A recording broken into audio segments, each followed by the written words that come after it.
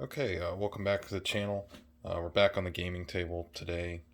Wanted to, but today we're not going to be gaming. Wanted to do a little bit of a book club, or just go over some books for early modern Renaissance era warfare. Because in the United States, this is a pretty niche topic, even in academia, to a certain extent, and it can be really hard where to look. So if you're interested in wargaming this, um, I wanted to put this together to give like some good, really authoritative books that you can check out.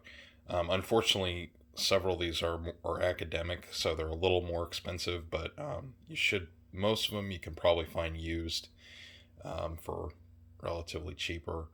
Um, so with that, we'll get into, it's kind of in the background. We'll get into the first book. This first book, 30 Years War, Europe's Tragedy, and it's by, where's his name? Yep, Peter H. Wilson, really great military historian. This book is really thick, really dense, a lot of information, and, well, like I like to do in these reviews, I mean, go into the footnotes, really dense footnotes, which is always a good sign with history books, and a lot of a large variety of sources. So this book, some people do. It's even got some images as well. Some people, like in Amazon reviews, say this book can be dry or kind of slow, and I tend to agree. Sometimes, with these academic books, they're not always page turners written to, like, written as like a really gripping narrative, like some popular books.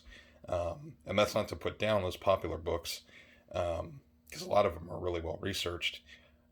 Like that book I reviewed on the channel recently about the Imperial Army. But you have to know when an academic historian writes a book like this, a lot of it's about what they're sort of contributing to the scholarship. So it's not always like the most gripping thing in the world.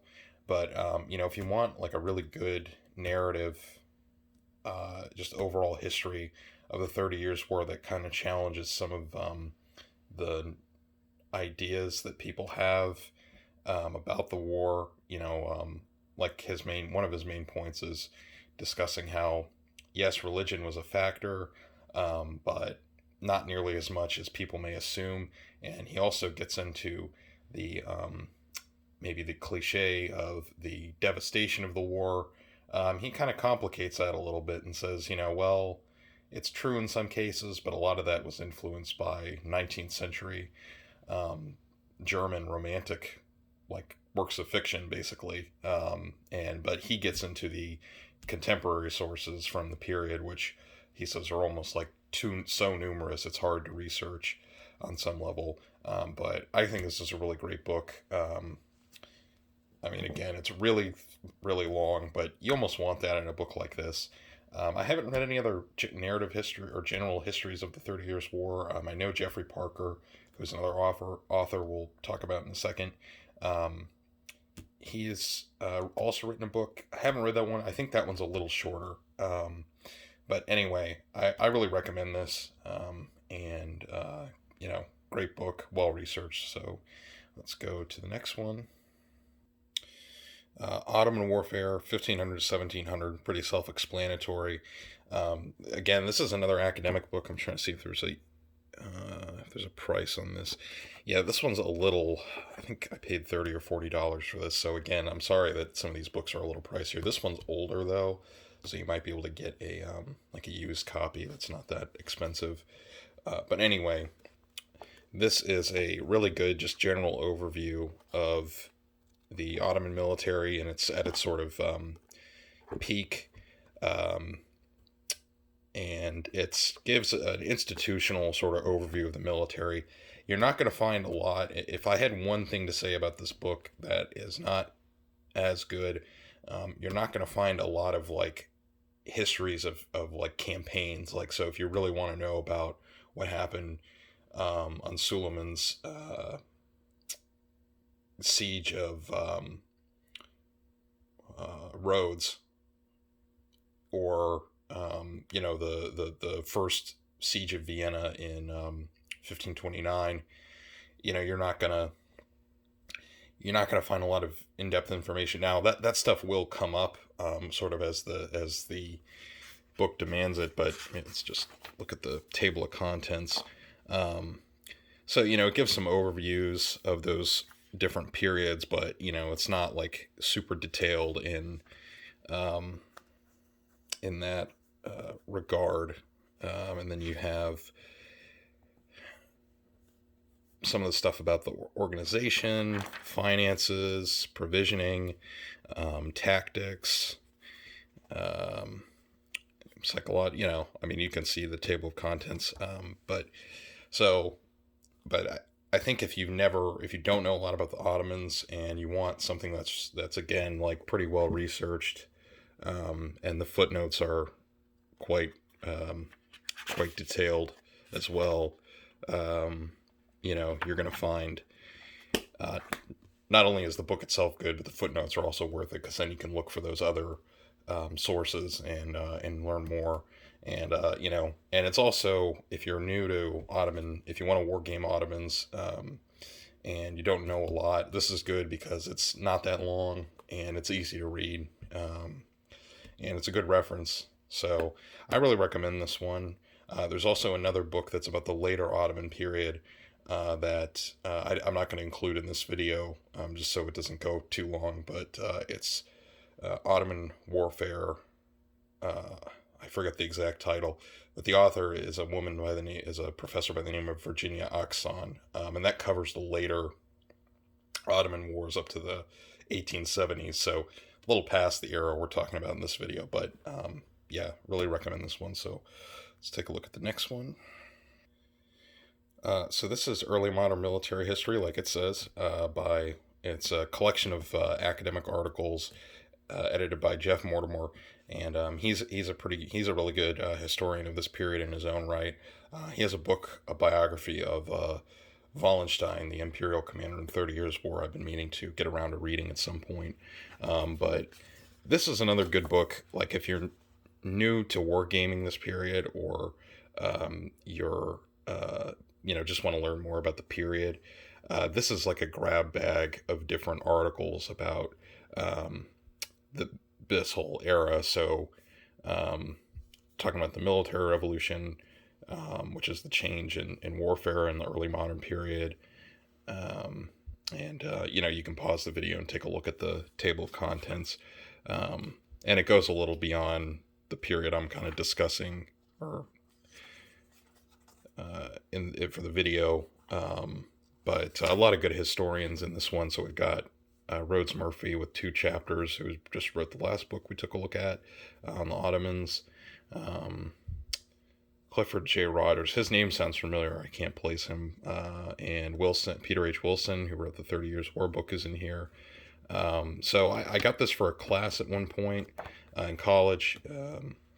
So it's not like a complete book, but if you just want to get an idea of some of the military history of this period, and then of course all these articles have reference lists that you can dig into, that are also really valuable. If there's one thing I think when I do these book reviews on the channel, and I hope to do more, is always check the references, because that's like a whole kind of like a added value to the book. If you're trying to research stuff for war games, that people might not always look at immediately, because and I do it too. Your eyes kind of glaze over it sometimes. But anyway, good overview. This one's kind of expensive, I think, though, because there's no price on it. But again, this is probably one you might be able to find either as a PDF online somewhere, or find a cheap used copy. Because this was assigned in a class. I'm sure it's been assigned in other classes. So, good book. Not too much more to say about it. So let's go on to the next one. This is probably one of my favorite books I read this year. Emperor, like it says, New Life of Charles V. So he was the Holy Roman Emperor from the House of Habsburg for basically the first half of the 16th century. Kind of a counterpoint to Suleiman the Magnificent. Similar in a lot of ways, both of them. And they ruled for about the same period of time. But anyway, that's probably could be another video. This is a biography of his life, and like it says in the title, it's really, really really well researched. I mean, there's been a lot of biographies on Charles V, and it covers his life. It's also kind of covers some kind of theme, so it doesn't go in strict sort of narrative order. It does and it doesn't. I mean, there's a lot of, sometimes it goes back and forth to cover different aspects of his life and reign, but not strictly a military history book. But because he was so involved in military affairs, you get a lot of it covers a lot of the politics of his reign from the first half of the 16th century, and the dynamics of the empire, and the House of Habsburg. And I think I'm a big Habsburg fan, I guess. But I think if maybe you're only aware of the cliches, or like don't know a lot, this will give you, I think, a new respect for Charles V and the Habsburgs, and give you a better understanding of like that Reformation period and the early wars with the Ottomans. And Jeffrey Parker's a really good military historian. He's written, I mentioned him earlier about the 30 Years' War book. He's written a ton of stuff, a lot on Spain too, in this sort of period, early modern era. So, I really can't recommend this enough. And there are some pictures in it, which, text is always good, but pictures are nice, pretty nice reproductions of some of these images. And I think source-wise, he used a lot of the emperor's own memoir and some other Spanish sources. So again, footnotes are always your friend, if you're interested in learning more or learning about a particular topic. So let's go take a look at the next book. Okay, this is Sir Charles Oman's Art of War in the 16th Century. This book was originally written in the 30s, so I have to kind of caveat it and say,